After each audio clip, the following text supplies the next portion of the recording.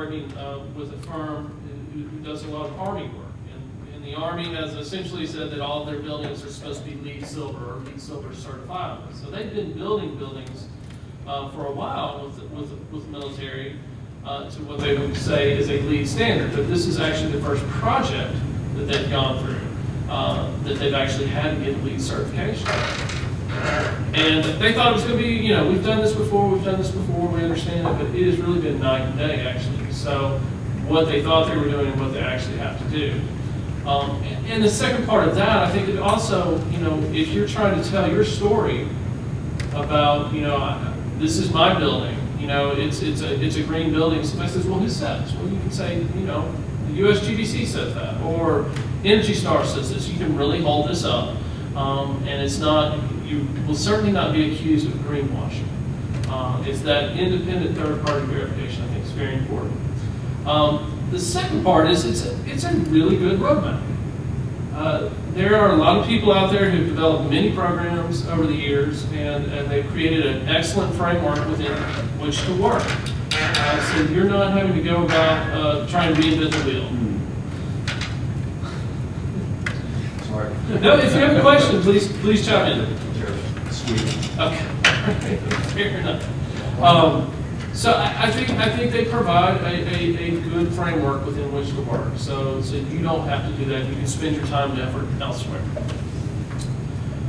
So I'm going to go through several different programs, but the first series that I want to talk about are ones that I consider to have a narrow focus that typically focus on sort of a singular green issue. And the first one is Energy Star. It's a program I like a lot. I'm sure all of you are familiar with Energy Star for appliances label. You can get your building labeled via Energy Star. They've got a great program. It's the Portfolio Manager. It's a free tool. You can go online and actually upload essentially all your energy data. So if you have 12 months of energy data, you can apply for an Energy Star label. They compare you against your peers, and they've gone out and done a large survey of buildings across the United States. It's the CBECS, CBECS, the Commercial Building Energy Consumption Survey. The average, you'll take office buildings, and the average office building energy consumption, those buildings would have a score of 50. To get the Energy Star label, you need to have a score of 75. And this is a really, again, it's free. You go in, you get the Energy Star label. The only thing you need to do is have a professional engineer sign off on it. So I love this as an entry point. You know, even if you can't get Energy Star, it's a great way to start tracking some of your energy consumption. And you could put your entire portfolio of buildings in there. The next one is EPA WaterSense. Now, they are currently labeling fixtures. They do not have a label out for buildings yet. So this is in its infancy in the development. But it's something I think you should look out for. I'm hoping that we're going to see a commercial and industrial labeling system for buildings here in the next year or two. It's very important that, you know, here in Atlanta in particular, I think, you know, water has been a big issue. We've had a lot of rain lately. But you know, a couple of years ago, we were in a severe drought. The other thing that I like to point out, you know, these sort of first two is the relationship between energy and water.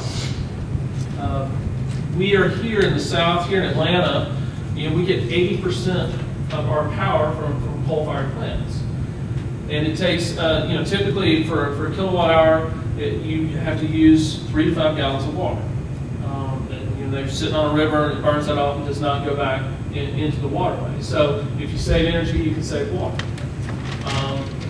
Likewise, with water, water treatment is an expensive, energy-intensive endeavor, and that is typically the municipality's single largest expense. It's usually about 45% of its budget. So if you can save water, you can save energy. Save energy, save water, save water, save energy. So water is not paid attention to enough, I don't think. So I would like for you guys to be thinking about that when you get back home. And then finally, sort of on this narrow focus, This one is not, it's not a rating system or certification, but it's the Architecture 2030 Challenge. Now this was developed by an architect by the name of Ed Rio. And he was saying, look, we've got this climate change issue, so I'm really going to put out a challenge to people for you to become climate neutral. If you accept this challenge, become climate neutral by the year 2030.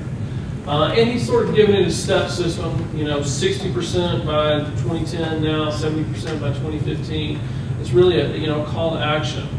I think it's simple, it's straightforward, it's actually spurred on quite a few things. DOE now has a zero energy commercial building initiative that they're working on, and they're working closely with ASHRAE, with the International Energy Conservation Code to help push those things and really sort of moving towards this. So there's some of these types of things out there that I think are sort of inspiring and really give you something to reach for, but not too complicated.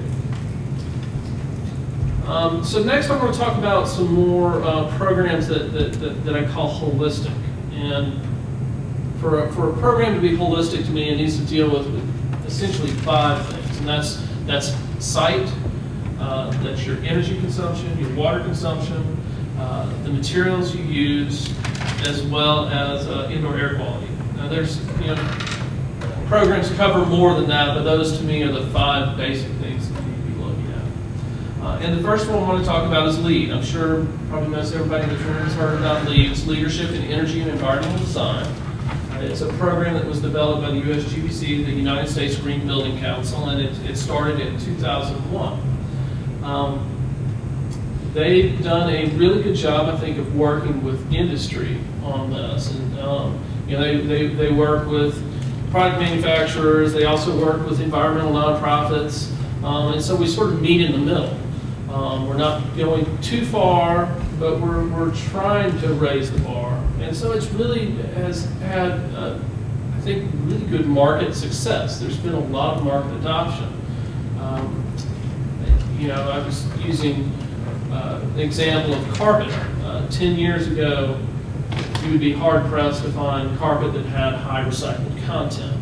Today, you go to any major carpet manufacturer, they all do. So it is really, because it's worked with industry, has really had a large impact on transforming the market. So I think they've done an excellent job. And they're really sort of the gold standard for commercial green building rating systems. The next one I want to talk about is Earthcraft. Is anybody here familiar with Earthcraft? Anybody heard of it? Oh, we'll have to educate you guys. Earthcraft is actually a program that Southface started. We started this in 1999 with the Greater Atlanta Home Building Association.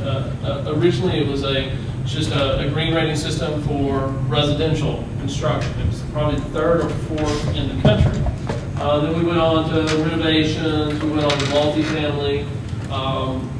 Multifamily is actually huge up in Virginia if you want to get low-income housing tax credits. Earthcraft is the way to go. Also communities, but in the last couple of years, we've started developing Earthcraft for light commercial. And it's geared specifically towards buildings that are 15,000 square feet and under. The idea behind that is that these buildings typically have a hard time playing in the game because LEED certification is, or other types of certifications tend to be out of their budget, honestly, with the types of documentation you have to do plus commissioning. So we felt that this was sort of an underserved market and there was not really a program out there for them.